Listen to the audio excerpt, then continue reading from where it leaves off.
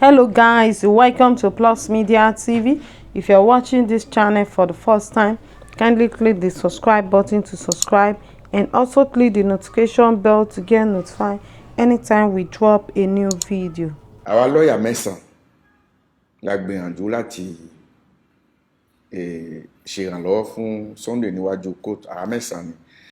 The Court d'Appel Cotonou, Benin Republic, has failed to give an adjournment date in the ongoing trial of Yoruba Nation activist Sunday Adeyemo, as it only asked the security agencies to return him to custody. It was learnt that 9 lawyers, 3 Yoruba and 6 non-Yoruba lawyers, are currently battling the Benin court to secure Igboho's bail and allow him travel to Germany on a medical trip. Ibrahim Salami, one of the lawyers to the activist, also confirmed this in an interview on Tuesday, saying they would have to apply to the court for a date as well as for a bail to enable Igboho travel out of the West African country. Salami said, "What is surprising to us that I haven't experienced in my many years of practice as a lawyer is that first, when he was arrested, according to them, he was arrested because he committed an offense in Nigeria, and the Nigerian government asked that he be arrested. When we got to the prosecutor, that was the explanation he gave, that Igboho never committed an offense in Benin. But when we got to the judge that investigates, he told us that Igboho's offense is no longer limited to the 3 highlighted by the prosecutor, but that Igboho's offense was that he was working among criminals, and the judge made a suggestion to the 3rd judge that Igboho should be sent to prison in Benin Republic. When we got to the 3rd judge, the one that determines whether someone is jailed or freed, the judge asked Igboho how he got to Benin Republic and how long he has stayed in Benin. The judge said he was sure that Igboho tried conniving with those who caused havoc in Benin, and we are surprised that it was not what Igboho allegedly did in Nigeria that got him arrested, but that Igboho did something illegal in Benin." So, according to the judge, investigations into how and why with whom Igboho committed the offense was what made them lock him up in prison. Right now, he has not been judged, neither has there been a day fixed for hearing. His lawyers will have to go to the judge and ask for a date so that Igboho will be taken away from prison while their investigation is ongoing. When the judge finishes his investigation, he will send us to the judge that gives verdict, so we will inform Igboho, and that will be public. But before the court hearing, it is permitted by the law of Benin Republic that we ask that Igboho be freed. Till then, we can ask the judge, the one that decides whether to release or detain an accused person, to release him till the hearing. When it is time, he will come. Ohun tó wá sọ ni pé ó dàbí kí wọ́n gbìyànjú láàrin kí wọ́n fi ṣiṣẹ́ láàrin criminal, kí wọ́n gbìyànjú láti fi ṣiṣẹ́ láàrin criminal. Ohun tó ń sọ nìyẹn. Òun wá sọ pé òun ṣe suggestion fún judge ẹ̀kẹta ń pé kàn fi ránṣẹ́ sí ẹ̀wọ̀n ní Benin. Ìgbà tí wọ́n sọ bẹ́ẹ̀ fún Sunday Adeyemo níwájú judge tí máa ń ṣe ìwádìí, wọ́n á ní pé kí ló rí sọ̀rọ̀ náà. Òun wá ń ṣàlàyé pé nǹkan kan ò jẹ́ bẹ́ẹ̀, pé òun ò ṣe nǹkan tó lòfin ní Nàìjíríà, kódà Nàìjíríà ò pè òun lẹ́jọ́ rí.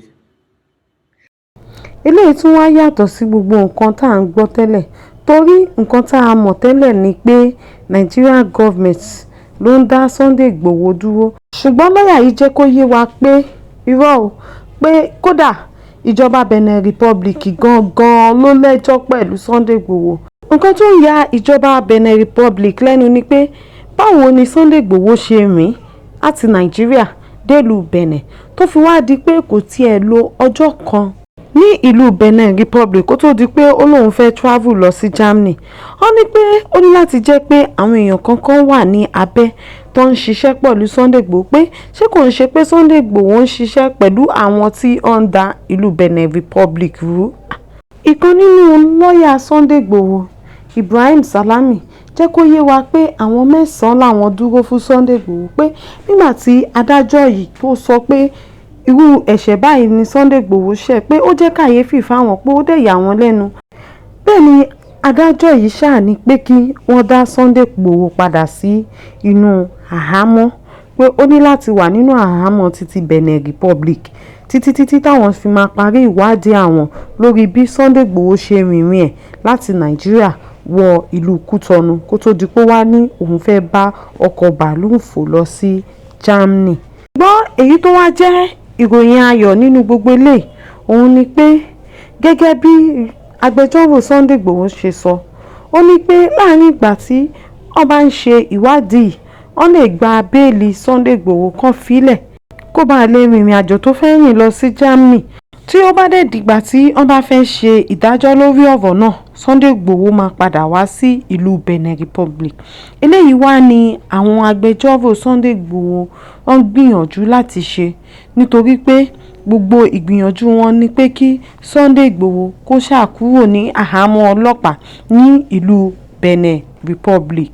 Báyìí ṣáà ni ọ̀rọ̀ Sunday Igboho ṣe gba ọ̀nà bòmíì yọ ní ìlú Benin Republic, torí pé nǹkan tí gbogbo wa rò tẹ́lẹ̀ ni pé ìjọba Nàìjíríà ló fẹ́ fi tipátipá mú Sunday Igboho kúrò ní Benin Republic wá sílùú Nàìjíríà, ṣùgbọ́n ìjọba Benin Republic gangan ló ń pe Sunday Igboho lẹ́jọ́ pé ó ṣẹ̀ sí òfin àwọn, ó rin àwọn ìrìn kan tí ò bá òfin ìlú àwọn mu. Ẹ̀yin èèyàn mi, ẹ wá jẹ́ ká wo ọ̀rọ̀ yìí dáadáa pẹ̀lú ojú ṣùkùnù. Ǹjẹ́ lóòótọ́ ni pé Sunday Igboho rìnrìn kan tí ò bá òfin ìlú Benin Republic mu kó tó di pé wọ́n wá mú sí àhámọ́? Torí pé kí ni ìrìn mélòó ló wà nínú Benin Republic sí ìlú Nàìjíríà? Àwọn ẹlòmíì wà tó jẹ́ pé ìjọ tán bá lọ sí Benin Republic tán ní àwọn fẹ́ lọ ra ọjà, ìjọ yẹn náà máa padà sí ilé tí ò ní sí ìdádúró kankan fún wọn. Kí wá ló wà nínú pé kí Sunday Igboho kó dé ìlú Benin Republic kó dẹ̀ ti àtibẹ̀ lọ wọ ọkọ̀ bàálù tó máa gbé lọ sí Germany? Eléyìí ti fi hàn pé ó ní ọwọ́ kan tàbí méjì nínú. Eléyìí ò tó nǹkan tí wọ́n lè fi dá Sunday Igboho dúró tó máa wá ní àfi dandan kí Sunday Igboho wà ní àhámọ́ àwọn ọlọ́pàá. Ṣùgbọ́n ju gbogbo ẹ̀ lọ, a mọ̀ pé dáadáa náà ni gbogbo ẹ̀ máa padà já sí. Àdúrà gbogbo ọmọ Yorùbá dẹ̀ ni pé kí Sunday Igboho kúrò ní àhámọ́ ọlọ́pàá Benin Republic láàyè àti ní àlàáfíà kó lè padà lọ bá àwọn ẹbí ẹ̀ ní Germany. Ọ̀rọ̀ mi ò jù báyìí lọ o. Gbogbo bí gbogbo ẹ̀ bá ṣe ń lọ, a máa fi tó yín létí. Ó dìgbà.